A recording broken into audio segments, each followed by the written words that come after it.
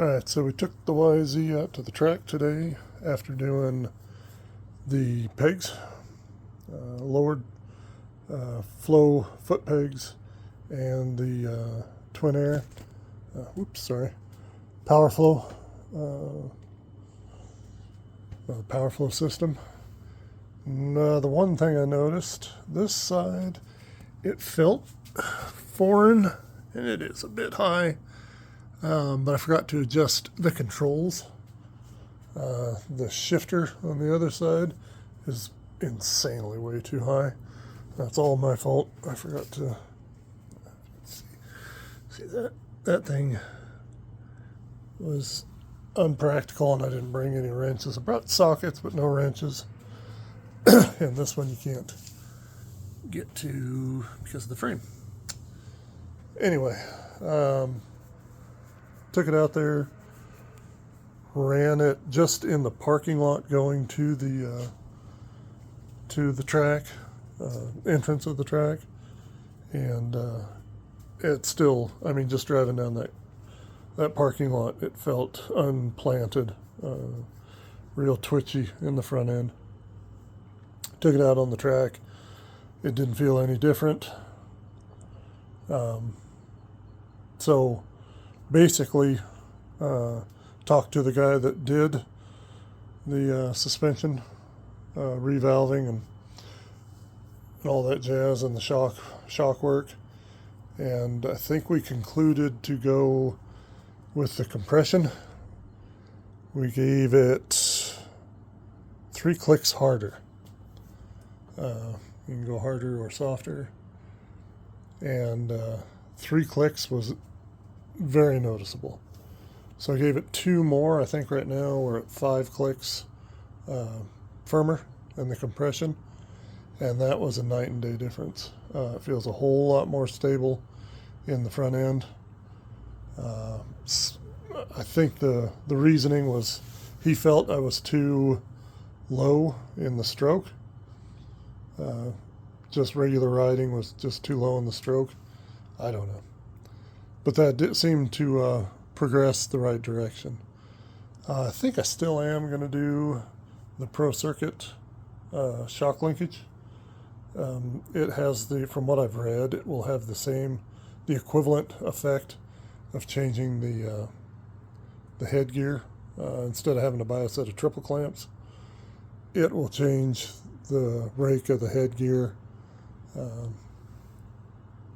without the cost of buying triple clamps for it.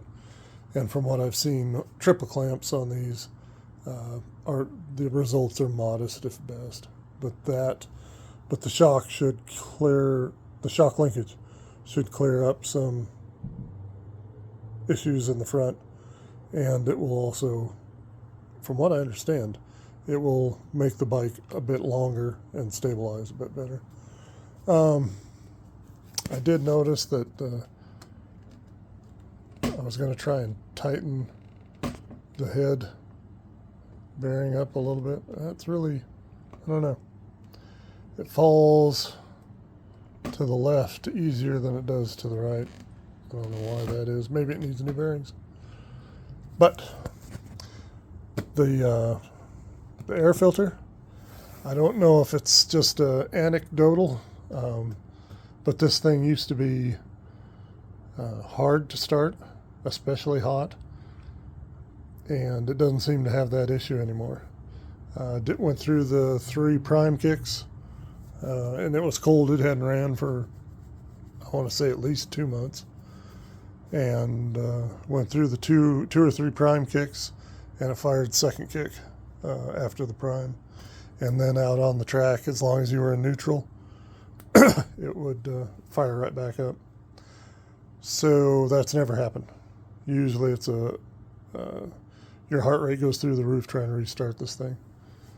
Anyway, so that's where we're at. I'm going to adjust the controls on it, make those a little bit more friendly, and I will probably in the next couple of weeks order the Pro Circuit shock linkage and see what that does for it. But yeah, we didn't spend, my son went with me out to the local track, We didn't spend very long out there. It was, if you're going to do some testing and stuff like that, everybody else out there is trying to race you, and it gets annoying.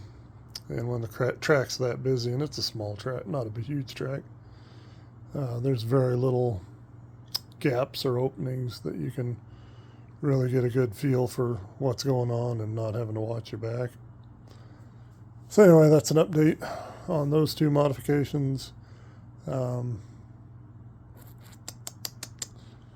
making the adjustment with the suspension controls did more than a lot of other things that we've done to it.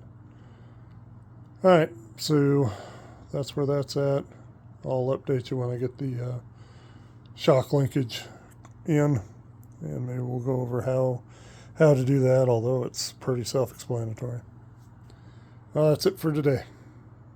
Later.